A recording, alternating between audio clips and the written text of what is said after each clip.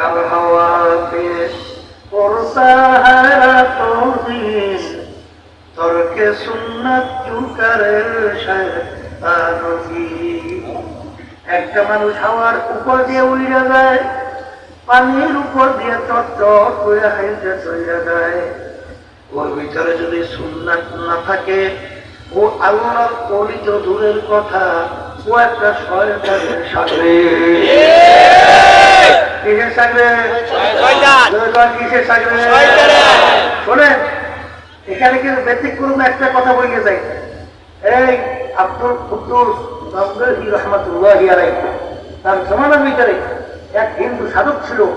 সাধনা করতে করতে এমন কিছু অর্জন করছে, ইচ্ছা করলে বাতাস হয়ে যায়, অস্তিত্ব থাকে না। ইচ্ছা করলে অস্তিত্ব বিলীন, পানি হয়ে যায়। এরকম ব্যতিক্রম অনেক কিছু। তার চোখের নজরে যাওয়ার সঙ্গে সঙ্গে রোগ সব ভালো হয়ে যায়। কথা ঠিক? এখন মানুষ এই অবস্থা দেখে দলে দলে সব দৌড়াইতেছে না? বলে কথা ঠিক না? এখন আব্দুল কুদ্দুস গঙ্গোহী রহমাতুল্লাহি আলাইহি দেখলেন যে মানুষ তো বেকার হয়ে যাইতেছে। তিনিও শরীরে গেলেন সাধকের ওখানে, তাই সাধককে দেখে না। লোকদেরকে জিজ্ঞেস করে সাধক কোথায়? করে হুজুর সাধক এই ঘরটার মধ্যে আছে। করে ঘরের জানালা দরজা কোথায়? করে হুজুরের ঘরের কোনো জানালা দরজা নাই। সাধক ঢোকে কিভাবে? করে হুজুরের সুইচের মতো একটা ছিদ্র আছে না, বাতাস হইয়া ওই ছিদ্র দিয়ে ঢোকে, ছিদ্র দিয়ে বের হয়। তাই আল্লাহর কুদরত। আব্দুল কুদ্দুস গঙ্গোহী রহমাতুল্লাহি আলাইহি তিনিও বাতাস হয়ে গেছে। বাতাস হইয়া তিনি ওই ছিদ্র দিয়ে ঢুকছে, ঢুকে সাধকের পাশে যাইয়ে বসছে। এখন সাধক তো চিন্তা করছে, এ তো সেই লোক হবে না। জিজ্ঞাসা করে হুজুর আপনি কে? করে আমি আব্দুল কুদ্দুস গঙ্গোহী। করে হুজুর বুঝতে পারছি, আপনি ছাড়া এখানে কেউ আসতেও পারতো না। এখন হুজুর বলতেছে সাধক তুই সাধনা করে কি পাইছ? করে হুজুর আমি ইচ্ছা করলে পানি হতে পারি, বাতাস হতে পারি। করে একটু পানি হয়ে দেখাতো। সাধনা আবার পানি হয়ে গেছে, কষ্ট একটু নাই, শুধু পানি থই থই করতেছে। হুজুরের পকেটের রুমাল উঠাইয়া ওই পানির ভিতরে ভেজাইয়া পাশে রাখছে। সাধক অস্তিত্বে আসার পরে এখন সাধক বলতে হুজুর আপনি সাধনা করার পরে কি পাইছেন? বলে আমিও তোর মতো পানি হতে পারি। বলে হুজুর একটু হয়ে দেখাবেন না? বলে দেখাবো তো, শর্ত একটা আছে। তুই যখন পানি হয়েছিলি তখন তো পানির ভিতরে আমি রুমাল ভিজাই পাশে রাখছি, রুমালটা এই। আর যখন আমি পানি হবো তখন আমার পানির ভিতরে রুমাল ভিজেই রাখি। হুজুর আল্লাহর কুদরত, তিনিও অস্তিত্ব মিলিয়ে পানি থই করে রুমাল দিয়ে পানি ভিজেই পাশে রাখছে। অস্তিত্ব আসার পরে হুজুর বলতেছে সাধক তোর রুমাল কোনটা? এইটা। আমার রুমাল কোনটা? এইটা। তাহলে তোর রুমালটা একটু ঘেরা নিয়ে দেখতো। ঘেরা নিয়ে দেখে এর সে দুর্গন্ধ দুনিয়াতে নজরে পাওয়া যায় না। আমার রুমালটা ঘেরান নেই, ঘেরান নিয়ে থেকে এত সুখা, তাও দেখি দুনিয়াতে নমুনা পাওয়া যায় না। বলে হুজুর ব্যাপারটা কিছু বুঝলাম না। বলে ব্যাপার এতটুকু। বলে তা কি? বলে কেউ যদি আল্লাহর পথে সাধনা করে আল্লাহ রাব্বুল আলামিন ব্যতিক্রম অনেক জিনিস আল্লাহ তাকে দুনিয়ার ভিতরে দান করে। আল্লাহ যদি কবুল করে এই অবস্থায় আমি দুনিয়া থেকে ঈমান নিয়ে যেতে পারি, আমার শেষ পরিণাম হলো এই সুগন্ধি জায়গা বেহেশত। তার প্রমাণ হলো আমার এই সুগন্ধি যুক্ত রুমাল। আর শয়তানের পথে কেউ যদি দুনিয়াতে সাধনা করে, সেও দুনিয়াতে ব্যতিক্রম অনেক কিছু অর্জন করতে পারে, কিন্তু তার পরিণাম জায়গা হলো দুর্গন্ধ জায়গা জাহান্নাম। তার বাস্তব প্রমাণ হলো তোর দুর্গন্ধ জায়গা রুমাল। এই ফেরাউন মাওলার সঙ্গে কান্দাকাটি করছিল না? ফেরাউনের কথায় নির্দরে ফেলে ভাটাঘর হয় নাই? হয় নাই? বাড়ির দরজাতে কাজ ছিল, যেগুলো রোগের নিয়ত করে খাওয়ার সময় রোগ ভালো হয়ে যেত না? আসতে পারে হয়েছে না? তাহলে ফেরাউন বিনা কান্নার রোগীকে আসতে পারে। বলি নির্দরিয়া বাড়ি ভাটা তোমার হয়, যদি নির্দরিয়া পাশে যাই নির্দরিয়া বাড়ি জোয়ার জোয়ার ফাটি ফাটি বিরাট ব্যাপার স্যাপার না, কথা কয় না। এই জন্য ভদ্রদেরকে বলবো পর্যায়ে মাহমুদ নজরা শুনতেছেন এই মুসা আলাইহিস সালাতু ওয়াস সালাম ঘটনা শুনছেন না? 70,000 জাদুঘর পাট পাকাই জায়গায় ছেড়ে দিত, বাঘ হয়ে যাইত, সিংহ হয়ে যাইত। এই কথা ঠিক না? ঠিক। কিন্তু আল্লাহ রাব্বুল আলামিন মুসা আলাইহিস সালামকে বলছিল না, এ মুসা তোর ডান হাতে কি? বলে মালিক লাঠি। দে লাঠি মাঠে যাইয়া এই মাঠে ছাড়িয়ে গেছে কয়েকটা কোন দিয়ে দুইয়া সাপ হয়ে গেছে। এক গ্রাসে ওই সমস্ত জাদুঘরের জাদু এক গ্রাসে সব ডুবুলে হয়ে গেল। আমাদের এই তরিকার মুরব্বী এই আল্লামা মঈনুদ্দিন চিশতি রাহমাতুল্লাহি আলাইহি ঘটনা শুনছেন না? শুনছেন না? এই তার একার হাতে প্রায় 70 না কত হাজার বিজাতি মুসলমান হয়েছে। কারণ কি জানেন? ওই ইতিহাস পড়িয়ে দেখছিলেন, ওদের জাদু চালাইছে, আকার দিয়ে উঠে আসছে। আর আল্লামা চিশতি রাহমাতুল্লাহি আলাইহি আসলে তার খরম ছাড়িয়ে দিচ্ছে। পরে বিজয়ী বিজয়ী নামাই। যাই হোক, ওদিকে আমার সঙ্গে আমি যাবো না। আমি মূল কথা বলতে চাইছি, সংক্ষেপ কথা হলে এত কি যে খবরদার কথা, আল্লাহ এবং আল্লাহ রসুল যে কথা বলে গেছে, আল্লাহ তার রসুলকে পাঠিয়ে যে কথা আমাদেরকে শুনেছে, এর বাইরে বেহেশতের রাস্তা আছে? বলে আছে আছে আছে। যদি নাই থাকে তাহলে আমার বাচ্চাদেরকে বলবো পা বাড়াতে হবে, খুব সতর্ক অবস্থা। মন চাইলেই যেদিকে সেদিকে চলা যাবে না। দরকার যাবে বলছি আল্লাহ রাসূল বলেন আমার উম্মতের দল কয়টা? মুখস্থ করিও না। কয়টা? এর ভিতরে ধ্বংস করে আপনার দেখার নামে কয় দল? কয় দল নাজাত পেয়ে জান্নাতে যাবে? সেই দলটা কোন দল বলছেন তো? আল্লাহ রাসূল বলেন আমি এবং আমার সাহাবারা যে নিয়ম নীতি আদর্শ সূরা সিরাত আকীদায় আছি, যারা এই নিয়মে থাকবে তারাই জানে। সুবহানাল্লাহ। এই কথাটা আমি শুনেই যাব। এখন আমার বাচ্চাদেরকে বলবো, আপনার কবরে আমি যাবো না আপনি যাবেন? আপনার কবর কি পীর যাবেন আপনি যাবেন? আপনার কবরে কি আপনার দল যাবে না নেতা নেত্রী যাবে? আপনি যাইবেন। এই কথা বললেন আপনার কবরে কি আপনার বন্ধু বান্ধব যাবে না আপনি যাবেন? তাহলে যদি জানি কবরের প্রশ্নের উত্তর দেবে কে? আপনার পীর দেবে না আপনি দেবেন? আপনার বাবা যাবে না আপনি দেবেন? আপনার দল দেবে না দলের নেতা নেত্রী দেবে? কে দেবে? আচ্ছা, কবরে কোন পীর বা কোন দল বংশের পরিচয় লাভ কোন আছে? দরকার আছে? কবরে প্রশ্ন কয়টা? প্রথম নম্বর মান রব্বুকা, দ্বিতীয় নম্বর প্রশ্ন মা দীনুকা, তৃতীয় নম্বর প্রশ্ন আমার নাবিয়ুকা। এক কবরের যাত্রীরা এই 3 প্রশ্নের মধ্যে কোথায় কিন্তু পাওয়া যায় নাই। তুমি চরমনাই লোক কিনা, তুমি চরমনাই মুরিদ কিনা, তুমি সারসিনার কিনা, তুমি জনপুর কিনা, তুমি ফুরফুরা কিনা, তুমি আক্রোশী না রাজার বাগ না দেওয়ান বাগ না মাইজবান্ধা, না তুমি সুরেশ্বর না চন্দ্রপাড়া, না তুমি আওয়ামী লীগ, না তুমি বিএনপি না জাতীয় পার্টি, না তুমি জামাতের লোক, না তুমি কোন দলের লোক, কোন বংশের লোক, শিক্ষিত না অশিক্ষিত, এই পরিচয় কি 3 প্রশ্নের মধ্যে আছে? বলেন আছে? যদি নাই থাকে, সংক্ষেপের পাশে আমার বাজানদেরকে বলবো সবসময় ওই কথা মনে রাখেন, আল্লাহ রাসূল সাল্লাল্লাহু আলাইহি ওয়াসাল্লাম দুনিয়া থাকা অবস্থায় তার কলিজার টুকরা সন্তান ফাতেমা রাদিয়াল্লাহু তাআলা আনহা তাকে ইঙ্গিত করে বলছিলেন, ইয়া ফাতেমা তুনফিজি নাফসাকা মিনাল্লাহ, ও ফাতেমা রে, দুনিয়া থাকা অবস্থায় নিজে আমল করো, জাহান্নামের আগুন থেকে বাঁচো। ও ফাতেমা, এর পরেও অন্ধকার কবরে যাইয়া শো। আল্লাহ রাসূল বলেন, ফাতেমা রে, কবরে যদি এই পরিচয় দাও, আমি আখিরি জামানার নবীর মেয়ে। আল্লাহ রাসূল সাল্লাল্লাহু আলাইহি ওয়াসাল্লাম বলেন, ফাতেমা রে, এই পরিচয় কবরে কোনো কাজ হবে না।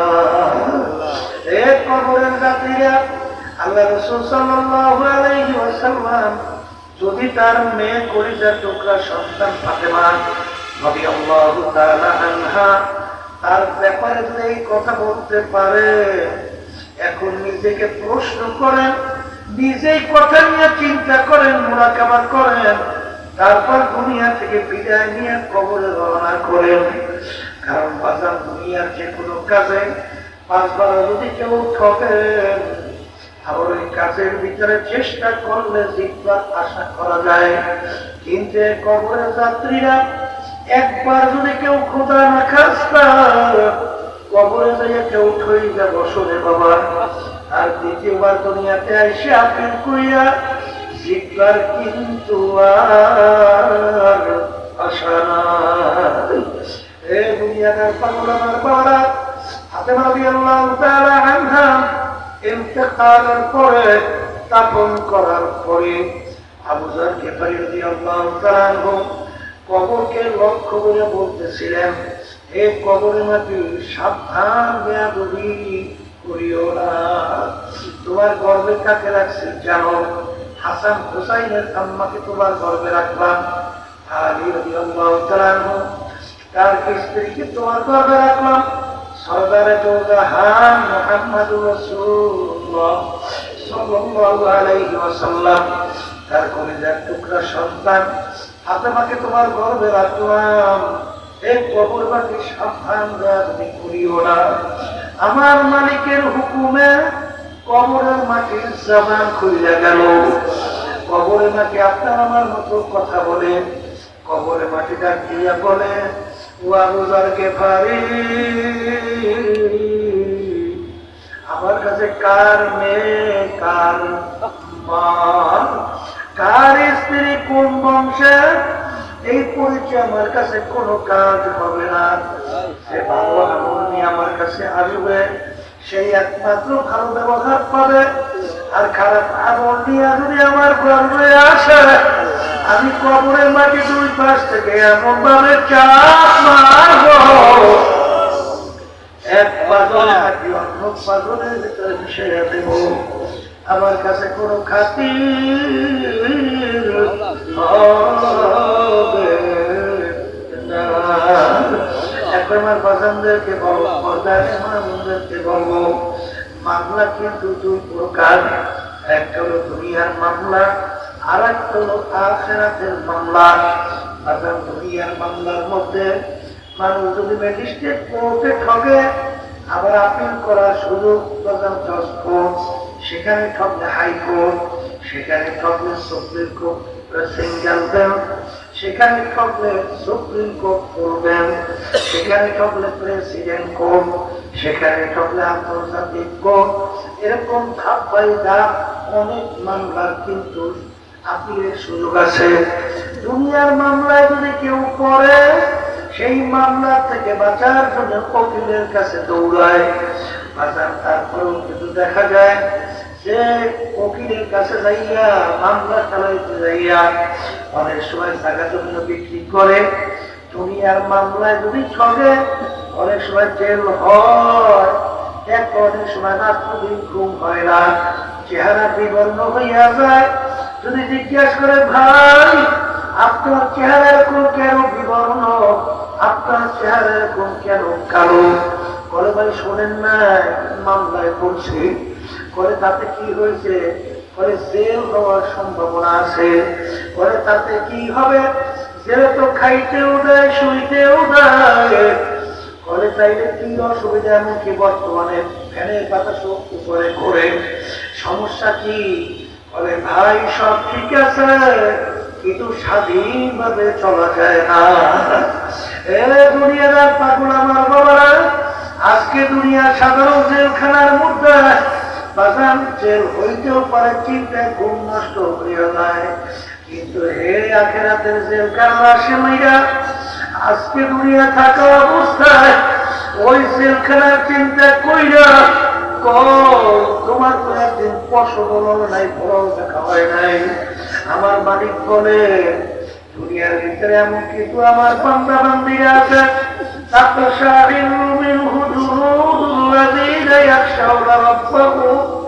ثم تلين جلودهم وقلوبهم إلى ذكر الله। দুনিয়ার পাগল ভালো করে বলবো, দুনিয়ার জেলখানা খাইতেও দেয়, শুইতেও দেয়,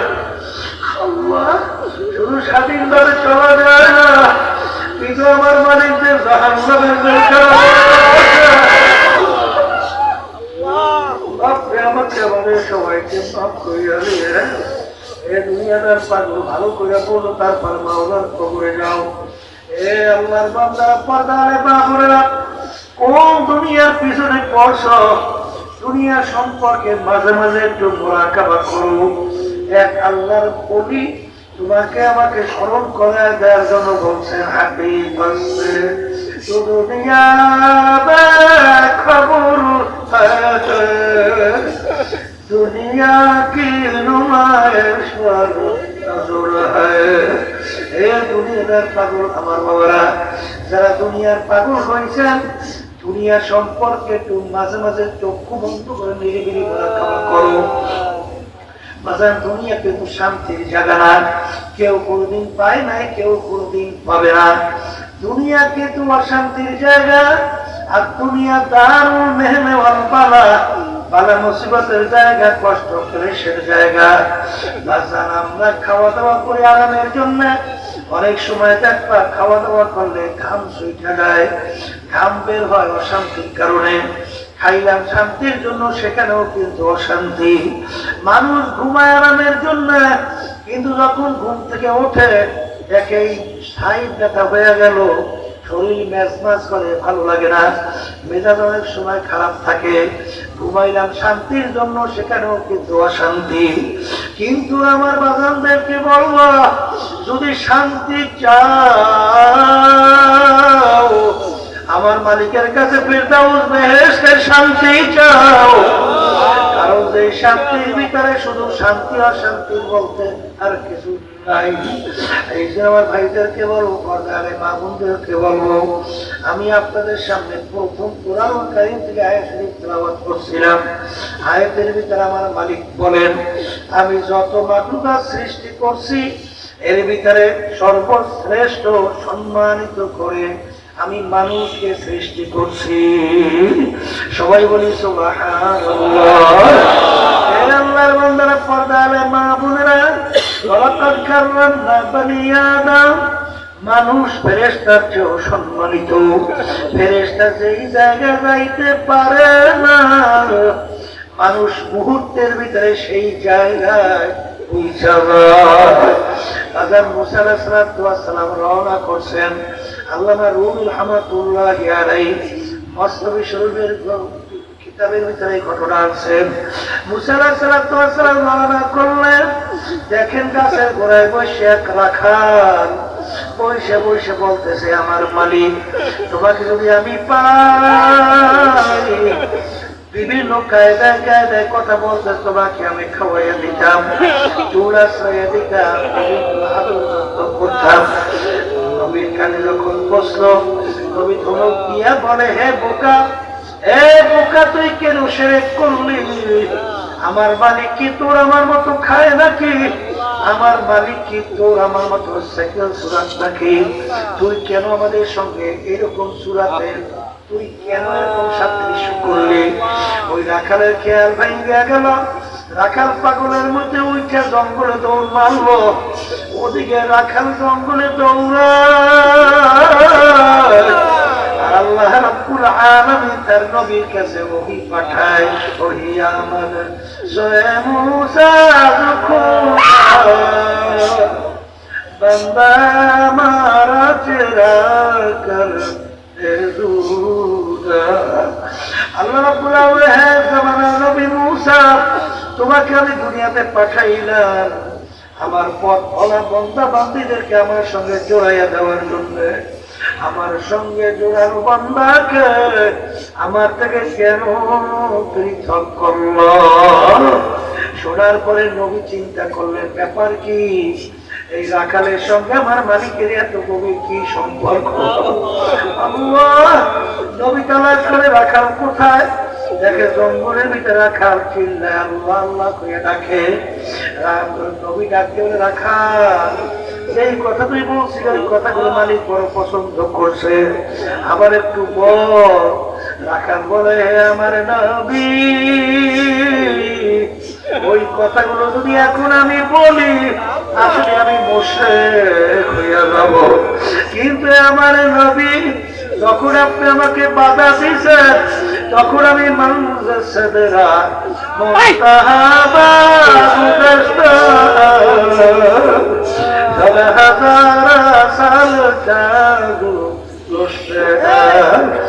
আমার নবী আপনি বাধা দিচ্ছেন, তখন আমি আমার মাওলার সিদরাতুল মুনতাহা পার হইয়া আমার মাওলার সঙ্গে দেখা করব। এই অবস্থায় আপনি আমাকে বাধা দিচ্ছেন। এই অবস্থা দেখো আমার নাই, বাজারগুলো কিন্তু বুঝবার জিনিস, বুঝবার জিনিস। ওমর ফারুক রাদিয়াল্লাহু তাআলা আনহু মসজিদে নববীর ভিতরে খুতবা দিতেছেন। হঠাৎ খুতবার ভিতরে বলতেছেন, সারিয়া পাহাড়ের দিকে তাকাও। আজান সারিয়া রাদিয়াল্লাহু তাআলা আনহু 200 থেকে 250 কিলোমিটার দূরে তিনি যুদ্ধের ময়দানে যুদ্ধ করতেছেন। আমিরুল মুমিনিন বলেন, সারিয়া পাহাড়ের দিকে তাকাও। নামাজ শেষে জিজ্ঞাসা করে, আমি আপনি এরকম খুতবার ভিতরে সারিয়াকে বললেন পাহাড়ের দিকে তাকাও। আমি ওমর ফারুক রাদিয়াল্লাহু তাআলা আনহু বলেন, আমি দেখতেছিলাম সারিয়া তার দরবার লইয়া যুদ্ধ করে, পিছনে পাহাড়ের দিকে সারিয়ার কোনো খেয়াল নাই। আর শত্রুরা পিছন থেকে গোপনে প্রস্তুতি নিয়ে তাদের আক্রমণ করার জন্য তৈরি হইতেছে। তখন আমি তাকে বইলা দিলাম, সারিয়া পাহাড়ের দিকে তাকাও। সারিয়া রাদিয়াল্লাহু তাআলা আনহু দরবার সহ বিজয় লাভ করলেন। তিনি যখন আসলেন, কিছু সাহাবায়ে কেরাম, কিছু মুসলমান সামনে অগ্রসর হইয়া সারিয়া রাদিয়াল্লাহু তাআলা জিজ্ঞাসা করে, তাই সারিয়া জুমার দিন আমিরের কোন তুমি হুকুম শুনছো কিনা? বলে, হ্যাঁ শুনছি। আমাকে বলছেন আমি সারিয়া পাহাড়ের দিকে তাকাও। যদি আমিরের হুকুম না পেতাম হয়তো আমাদেরকে আক্রমণ করে হয়তো ধ্বংস করে ফেলতে পারত। আমিরের নির্দেশ পাওয়ার কারণে আল্লাহর বদলে আমরা আক্রমণ থেকে বাঁচতে পারছি, তাদের উপরে ছাপাইয়ে পড়তে পারছি। এ কবরের যাত্রীরা, আল্লাহর বান্দারা, পর্দার আড়ালের মা বোনেরা, এগুলা কিন্তু বুঝবার জিনিস, এগুলা কিন্তু বোঝাবার জিনিস না। সাহাবায়ে কেরামদের জামাত যখন এক এলাকায় দাওয়াত দেওয়ার জন্য গেল, তাদের এলাকার লোক এত খারাপ ছিল, তাদের এত বুখারী শরীফে হাদিসের ঘটনা দেখো বাজান। যখন এলাকার লোক এত খারাপ, তাদের কথা তো শুনলই না, বরং শুধু বসার জায়গাও দেয় নাই। এখন সাহাবায়ে কেরাম কোথায় থাকবে? আমি বলতেছে, রাত্রে আমরা জঙ্গলের ভিতরে রাত্রি যাপন করবো।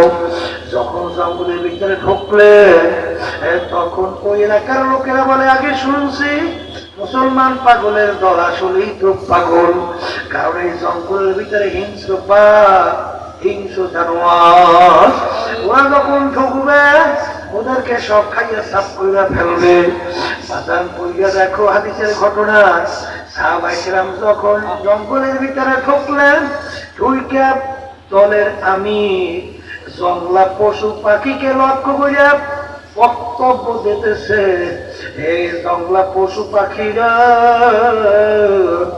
আমরা একদল সাহাবারা নবীর আসছি, আমরা আজকে রাত্রে এখানে যাপন করতে চাই, তোমরা এখান থেকে সইয়া যাও। বাজার ঘটনা বক্তব্য দিতে দেরি, বাচ্চার বাচ্চা মুখের ভিতরে কামড় দিয়া সিংহ তার বাচ্চা কামড় দিয়া মুখের ভিতরে নিয়ে এমনকি গর্তের পিপিলিকা পর্যন্ত, গর্তের থেকে ওইটা জায়গা একেবারে পরিষ্কার। এই জন্য আমার ভাইদেরকে বলবো, পর্দারে মা বোনদেরকে বলবো, আল্লাহ রাব্বুল আলামিন বলছেন, আমি মানুষকে সম্মানিত করে শ্রেষ্ঠ করে তৈরি করছি। কিন্তু এই কুরআনুল কারীমের মধ্যে আল্লাহ রাব্বুল আলামিন অন্য আয়াতে বলছেন, উলাইকা কাল আনআম বাল হুম আবাল, এক শ্রেণীর মানুষ একেবারে আমার নিকৃষ্ট জানোয়ার, শুকুরের চেয়েও খারাপ। আমার বাজানদেরকে বলবো, পর্দারে মা বোনদেরকে বলবো, এক শ্রেণীর মানুষ ফেরেশতার চেয়েও সম্মানিত, আর এক শ্রেণীর মানুষ কুত্তা শিয়াল শুয়োরের চেয়েও খারাপ। এই কথা কিন্তু আমি বলি নাই, আল্লাহ বলছে, আমি শুনাইতেছি। বাজার এইটা কিন্তু বংশের দিক থেকে না, পীর হওয়ার দিক থেকে না, অন্য কোন লক্ষ্য উপাধির দিক থেকে না। কোন মানুষ শ্রেষ্ঠ, কোন মানুষ নিকৃষ্ট, এইটা বোঝার জন্য, বোঝাবার জন্যই এই মাহফিলের ব্যবস্থা। এ আল্লাহর বান্দারা, যাদের কপাল ভালো তারা কিন্তু বুঝবে, সেই অনুযায়ী চলবে। কলম ভালো কইরাই উত্তম মানুষ হইয়া দুনিয়া থেকে বিদায় নিয়ে কবরে রওনা করবে। আর যাদের কপাল খারাপ, আবু জাহাল মার্কা, উতবা সাহেব আবু লাহাব মার্কা, এরা কিন্তু বুঝবেও না, পরিবর্তন হবে না, আর ভালো মানুষ হইয়া কবরে যাইতে পারবে না। একদিন আমার বাজানদেরকে বলবো, আসলে বাজান মানুষ কাকে বলে, ভালো মানুষ কাকে বলে? আল্লাহ রাসূল সাল্লাল্লাহু আলাইহি ওয়াসাল্লাম বলেন, আলা ওয়া ইন্না ফিল জাসাদি মুদগাত, ইযা সালুহা সালুহাল জাসাদু কুল্লুহু ওয়া ইযা ফাসাদাত ফাসাদাল জাসাদু কুল্লুহু আলা ওয়া হিয়াল কলব। আল্লাহ রাসূল বলেন, প্রত্যেকটা মানুষের মধ্যে আল্লাহ রাব্বুল আলামিন একটা স্পেশাল গোশতের টুকরা দান করছে। ওই গোশতের টুকরা যার ভালো হয়ে যায়, এক পর্যায়ে মানুষটা ফেরেশতার চেয়েও সম্মানিত হইয়া যায়। ওই গোশতের টুকরা খারাপ হওয়ার কারণে বাজার এই বাংলাদেশের মধ্যে দেখছেন জুলাই শেষ দিকে, আগস্টের প্রথম দিকে, আহারে কত আমাদের ভবিষ্যৎ বাংলাদেশের সন্তানগুলো, তাদেরকে পাখির মতো গুলি করে মারতেও চিন্তা করে নাই, তাদেরকে গুলি কইরা রাস্তার ভিতরে ফেলাইয়া দেব। আসলে ওদের কলব খারাপ হওয়ার কারণেও কুত্তার চেয়েও খারাপ হয়ে গেছে। বলবো, ওদের কলব খারাপ হওয়ার কারণে আমার রিক্সাওয়ালা বাজানা রাস্তা রিক্সা চালায়, তাদের মাথার গাম টপ টপ করে পড়তে থাকে। এই রিক্সার উপরে ভ্যাট ট্যাক্সের টাকা বাজার সরকারি ফান্ডে জমা হয়, আর ওরা ক্ষমতার চেয়ারে বৈশা লক্ষ লক্ষ কোটি কোটি টাকা বিদেশে পাচার করিয়া বেগম পাড়া তৈরি করে। বাজার চিত্ত বিনোদন খারাপ কাজের ভিতরে লিপ্ত হয়। বাজার ওই কলব খারাপ হওয়ার কারণে মিথ্যা বলতে দ্বিধা করে না, কলম খারাপ হওয়ার কারণে জুলুম করতে চিন্তা করে না। কিন্তু বাজার যাদের কলম ভালো হইয়া না,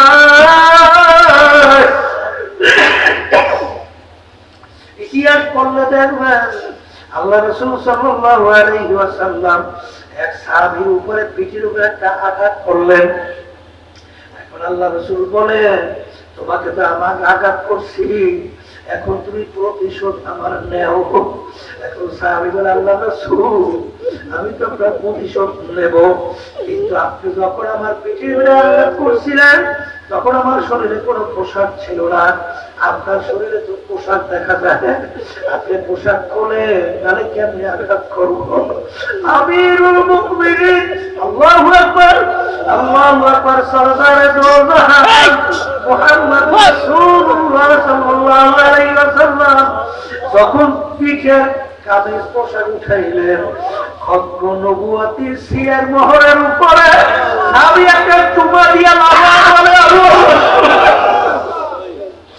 আমার বড় শখ ছিল আপনার খদ্ম নবুয়তির উপরে চুমা দেব।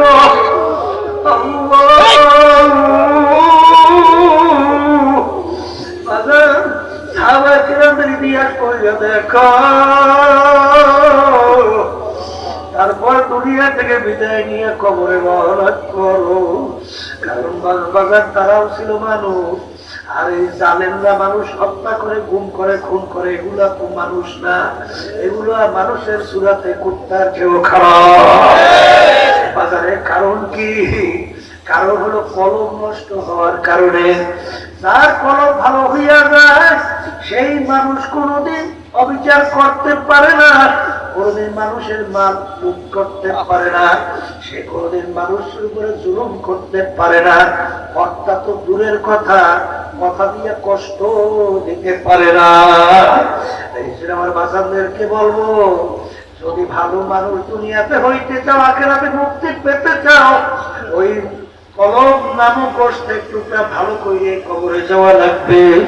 কারণ বাজার ওমর ফারুক রাদিয়াল্লাহু তাআলা আনহু তার ইতিহাস পড়লে দেখবেন কাফেরদের ভিতরে খুব জঘন্য একজন ব্যক্তিত্ব ছিল। আল্লাহ রসুলকে কতল করার জন্য নাউজুবিল্লাহ তরবারি দিয়ে রওনা করছিল। বাজার কত বড় খারাপ হইলে আল্লাহ রসুলকে কতল করার জন্য রওনা করলো। যখন ওই কষ্ট নামক কলম ভালো হইয়া গেল, ওই তরবারি নিয়েই বাজার আল্লাহর হাবিবকে যাওয়া প্রথম দিনের স্লোগান দিয়ে রাস্তায় নামছিল। বাজার তার চক্ষু কোনো পরিবর্তন হয় নাই, হাতের কোনো পরিবর্তন হয় নাই, অঙ্গ কোনো প্রত্যঙ্গের পরিবর্তন হয় নাই। তার ওই কলব বাজার গোস্ত নামক কলব টুকরা ভালো হওয়ার কারণে ওই মানুষটা কোন স্বর্ণের মানুষ হয়ে গেল। এই যে আমার বাজারদেরকে বলবো, এই স্বর্ণের মানুষ হওয়ার জন্য কোষ্টি পাথরের ঘষা লাগা লাগবে। কথা ঠিক যাবে?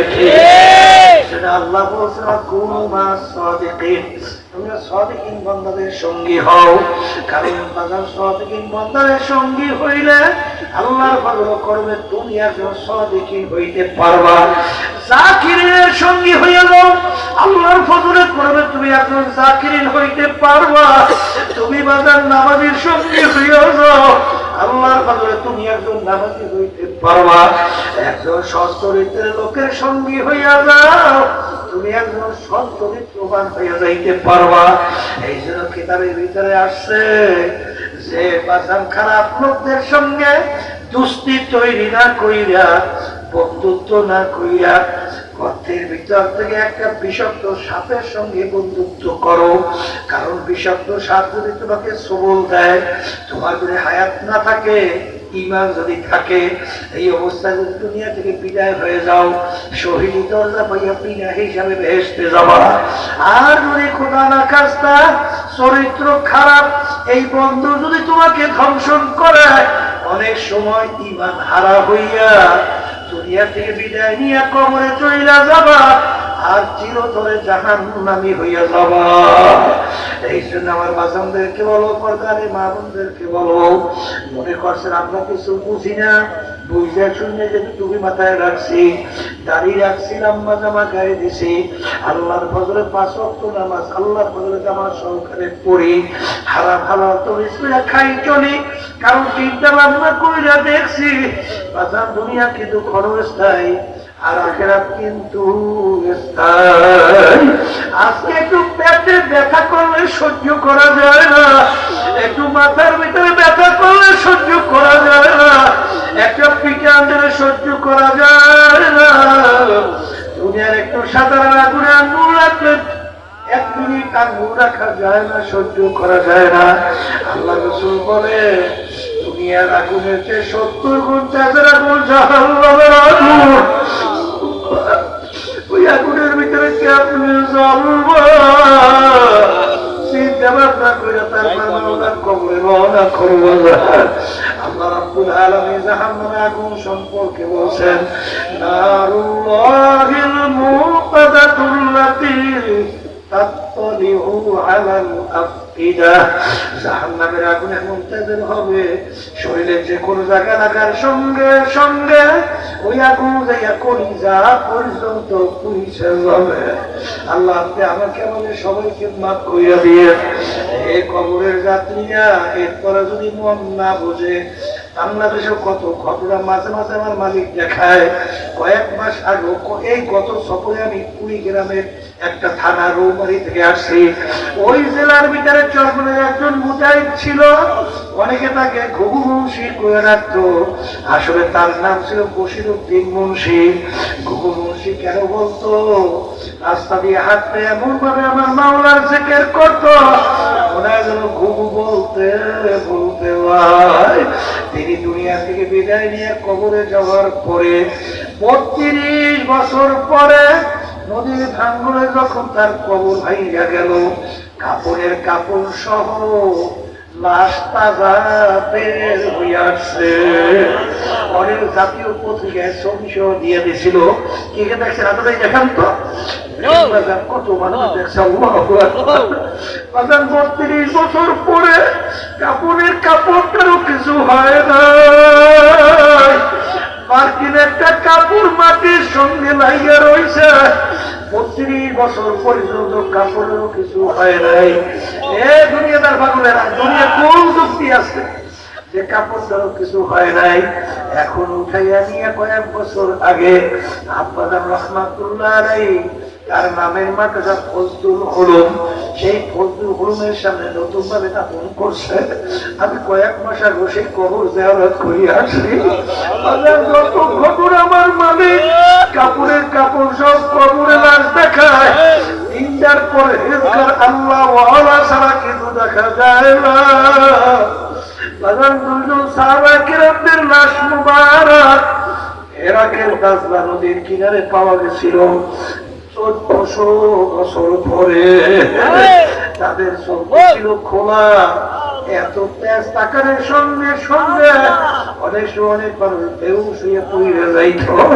আমি হামজা রাদিয়াল্লাহু তাআলা আনহু শাহাদাত বরণ করার 50 বছর পরে প্রায় বাজান লাশ মুবারক বের হয়ে আসছিল, একেবারে দিব্যি তাজা মনে এখন ঘুমিয়ে রয়েছে। এরকম মাঝে মাঝে কিছু ঘটনা আমার মালিক দেখায়, আর যত ঘটনা আমার মালিক দেখায় কাপড়ের কাপড় সব লাশ তাজা দেখা যায়। একটার পর হেজগার আল্লাহ ওয়ালা ছাড়া কিন্তু দেখা যায় না। আবার কত কবরে আগুন দেখা যায়, সাপ দেখা যায়, কত না ফরমানের চেহারা শুয়ারের চেহারা হইয়া পড়ে আছে।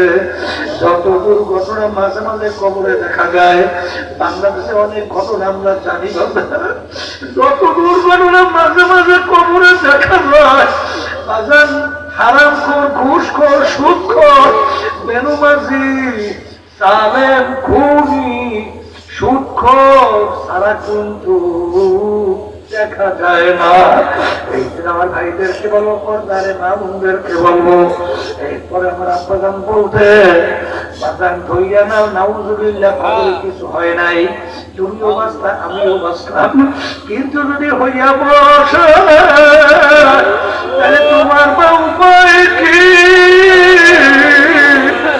আমার উপায় কি হবে? এরকম কোন প্রমাণ তোমার কাছে নাই, কিন্তু হওয়ার লক্ষ লক্ষ কোটি কোটি প্রমাণ আছে না নাই? এই জন্য আমার ভাইদেরকে বলবো, পর্দারে মা বোনদেরকে বলবো, আচ্ছা কবরে কিন্তু কোন দল যাবে না, কোন নেতা নেত্রী যাবে না, কোন সম্পদ যাবে না, কোন টাকা যাবে না। তোমার কবরে তুমি, আমার কবরে আমি।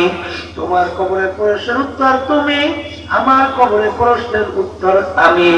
যারা নাকি দুনিয়ার সম্মানের পিছনে পইরা, সম্পদের পিছনে পইরা, ক্ষমতার পিছনে পইরা, যারাকে সরাকে ধরা জ্ঞান না কইরা দুনিয়ামুখী বিভিন্ন আল্লাহু আকবার, আল্লাহ মাফ করে দেন, দুনিয়ামুখী মানব রচিত তন্ত্র মন্ত্রের পিছনে পইরা যারা আল্লাহর হুকুমের বিরুদ্ধাচরণ করছো, আমি সেই বাগানদেরকে বলো, পর্দারে মা বোনদেরকে শুনে রাইখা যাই, মানবেন কিনা তা তো জানি না। আমার মালিক ওই সত্য কালামের ভিতরে বলছেন, ইয়াউমা নাদউ কুল্লা উনাসিন বিইমামিহিম, কিয়ামতের ময়দানে আমার মালিক প্রত্যেকটা মানুষকে তার দলের নেতা নেত্রীর সঙ্গে ডাকবে। আমার মালিক বলবেন, তোর দলের নেতা নেত্রী যেদিকে যায় ওদের পিছনে পিছনে সেই দিকে চইলা যা। এক কথায় যার তোমার নেতা নেত্রী যেখানে জায়গা, আমার মালিক বলছেন সেখানে তোরও জায়গা। আমার ভাইজান বাবানদেরকে বলো, পর্দার মা বোনদেরকে বলবো, বাজান কাল ক্ষেপণ না কইরা দুনিয়ার যে কোনো কাজের ভিতরে তারিখ থাকে, সময় থাকে, নির্ধারণ করা থাকে। তোমার আমার হায়াতের কোনো সময়ও নাই, তারিখও নাই, কখন কোন সময় কার ডাক আসবে তোমারও জানা নাই, আমারও কিন্তু জানা নাই।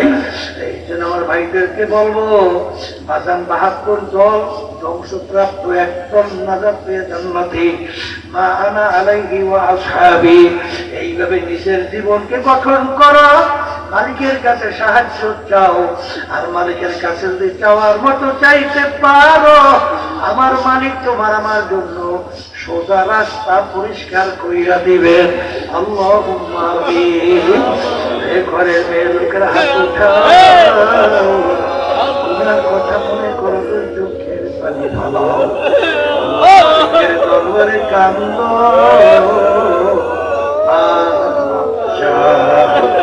যদি কান্না না আসে মনকে বুঝাও, ওরে একদিন এই ঘরের দরজা দিয়ে নতুন বউ হইয়া বসছিল রে মন, কত মেয়ে লোকে শরবত খাওয়াইল, কত মেয়ে লোকে বাতাস করলো, আমার এখন একটা দিন আসবে এই ঘরে দরজা দিয়া মরা লাশ হইয়া বের কান্দে মামা করে, কান্দে মা করে, সবাব তো আর দিবা না। আল্লাহ প্রেমে নাকের দিকে চাইয়া দেখে, কাজকর্ম পালাইয়া পাগলের মতো শুইটা, এই মন্দিরে কত তোমার খাস বন্ধন আছে, এই হাতটা তোমার কাছে পছন্দ, তুমি আমাদের জীবনের গুনাহগার মাফ করে দাও। আল্লাহ, আমাদের আম্মা আব্বা দাদা দাদু নানান আত্মীয় স্বজন আল্লাহ যত বুঝাই করে আমরা বোনেরা দিনদারেরা ওই অন্ধকার কবরে শুয়ে আছে, তাই মায়া করে তাদের কবরকে বেহেশতের বাগান বানায় দেয়। আল্লাহ মাহফিল হইল, যারা মাহফিলের জন্য চেষ্টা খাটি সাহায্য করলো, আমরা যারা মাহফিলে উপস্থিত হয়ে গেলাম, আমাদের সবার উপরে খাস মেহেরবানি নাযিল করে আল্লাহ। رب العزة عما يصفون، سلام على المرسلين، والحمد لله رب العالمين। কেউছেন না, একটা রুমাল বাকি যান, একজন আরেকজনের গায়ের সঙ্গে হাত লাগান, হাত লাগাই তওবা করেন, কারণ এখানে অনেক আল্লাহ